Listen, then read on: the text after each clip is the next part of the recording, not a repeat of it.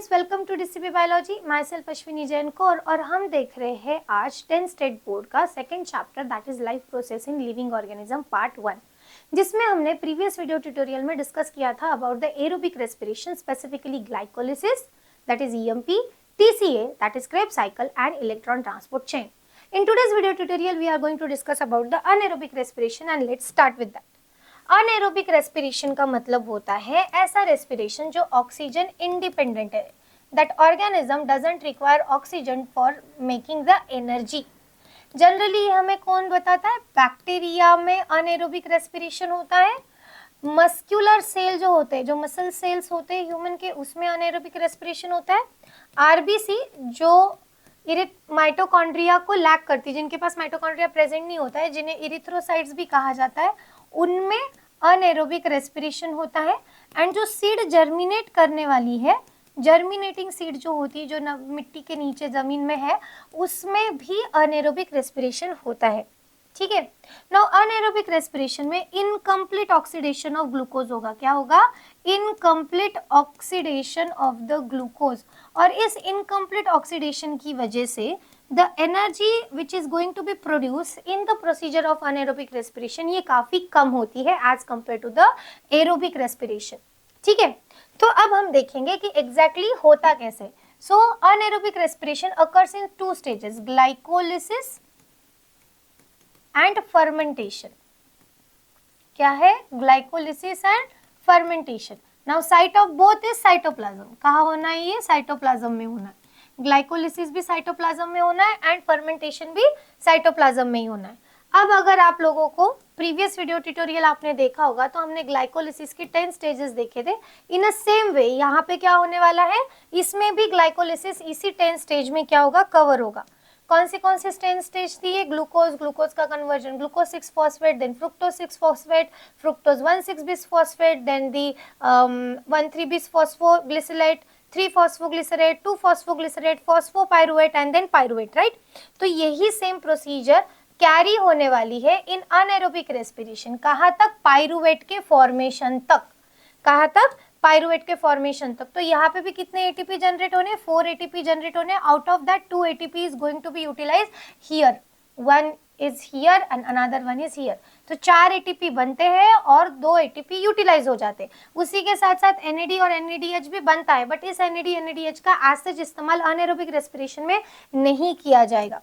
क्यों? Because they lack the mitochondria, जहाँ पे इलेक्ट्रॉन ट्रांसपोर्ट चेन होना है।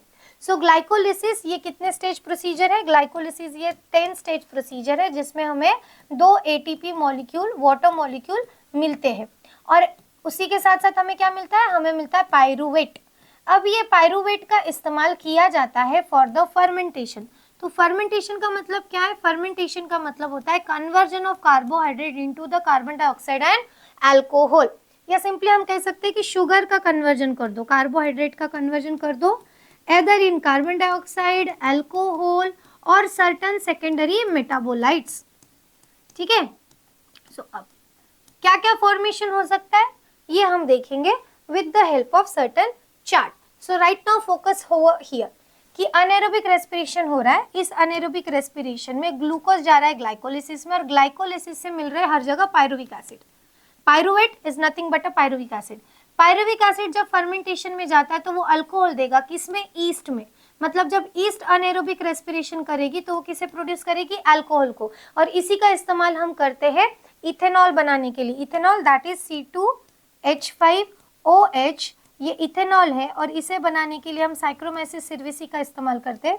इथेनॉल ये डिसइंफेक्टेंट के तौर पर, स्टेरिलाइजेंट के तौर पर इस्तेमाल किया जाता है। ये कप सिरप्स वगैरह में भी इस्तेमाल किया जाता है in very minute amount. So ethanol का बहुत ज्यादा इस्तेमाल किया जाता है in the market, in a laboratory, in a research institute. Okay, उसके बाद में आते हैं नेक्स्ट इसमें ग्लाइकोलिसिस होने के बाद जो पाइरुविक एसिड बन रहा है, that pyruvic acid after going in a fermentation what it is give? It gives different products such as vinegar, vitamin etcetera. What is vinegar? Vinegar is 4% acetic acid. क्या है vinegar? 4% acetic acid है। Vitamin भी ये produce करते हैं during the fermentation process. तो ये अलग अलग माइक्रो ऑर्गेनिज्म का काम है, जैसे कि लैक्टोबैसिलाई डेल्ब्रुकी ये काम कर सकता है, काफी सारे ऑर्गेनिज्म है जो ये काम कर सकते हैं, ठीक है।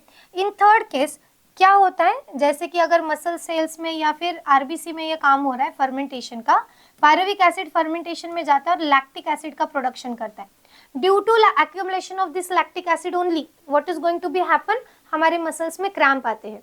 इवन दो जो योगर्ट फॉर्मेशन होता है फ्रॉम द मिल्क, उसमें भी लैक्टोबैसिलाई लैक्टोज का conversion that is sugar lactic acid में कर देते हैं via procedure of fermentation that is anaerobic respiration, और एट द एंड वो लैक्टिक एसिड की वजह से मिल्क का पीएच डाउन हो जाता है और योगर्ट फॉर्मेशन हो जाता है, जो हमने 9th स्टैंडर्ड में यूजफुल बैक्टीरिया में सीखा हुआ है, राइट। सो इस तरह से यहाँ पे क्या होगा, इस तरह से यहाँ पर अनएरोबिक रेस्पिरेशन से हमें अलग अलग प्रोडक्ट्स मिलेंगे।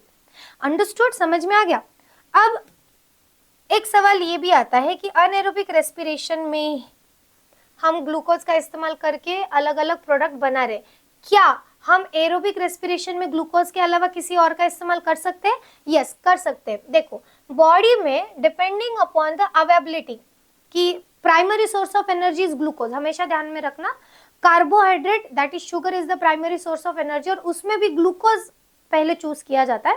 मतलब बॉडी को अब अगर आप ग्लूकोज, फ्रुक्टोज, लैक्टोज, गैलेक्टोज ऐसे सब दे दो तो वो सब में पहले ग्लूकोज का यूटिलाइजेशन करेगा, because primary source of energy is glucose. बाद में वो दूसरे सोर्स पर जा सकता है। तो वैसे ही बॉडी में सब में पहले कार्बोहाइड्रेट को इस्तेमाल किया जाएगा to make the energy. But अगर स्टार्वेशन कंडीशन की वजह से कार्बोहाइड्रेट खत्म हो गए तो सेकंड नंबर आता है लिपिड्स का। लिपिड्स अगर खत्म हो गए तो फिर नंबर आता है प्रोटीन्स का। तो यहाँ हम देखते हैं कि ये एनर्जी बनाते कैसे। कार्बोहाइड्रेट में ग्लाइकोलिसिस होगा, पायरुविक एसिड मिलेगा, पायरुविक एसिड एसिटिल कोएंजाइम में कन्वर्ट हो जाएगा वाया ट्रांजिशन प्रोसीजर, वो जाएगा TCA that is Krebs cycle, और अल्टीमेटली हमें क्या मिलेगा, carbon dioxide, water and energy. But उसी जगह अगर इंस्टेड ऑफ कार्बोहाइड्रेट लिपिड्स का इस्तेमाल किया जा रहा है तो लिपिड्स बनते fatty acid. Fatty acids directly get converted, of course cascade of reaction से वो क्या बना देंगे, एसिटिल कोएंजाइम में। ये एसिटिल कोएंजाइम में क्रेब्स साइकिल में जाएगा और अगेन हमें क्या मिलेगी, एनर्जी, ओके। अब अगर हम प्रोटीन का इस्तेमाल करें तो प्रोटीन पहले कन्वर्ट किए जाएंगे अमाइनो एसिड्स में, then amino acid will get converted into acetyl coenzyme में, फिर Krebs cycle and then the energy. Ultimately चाहे आप लिपिड इस्तेमाल करो, कार्बोहाइड्रेट इस्तेमाल करो या प्रोटीन इस्तेमाल करो, एसिटिल कोएंजाइम ए बनना है इन द साइटोप्लाज्म और उन्हें भेजना in the mitochondria to perform the TCA cycle and the electron transport chain, right.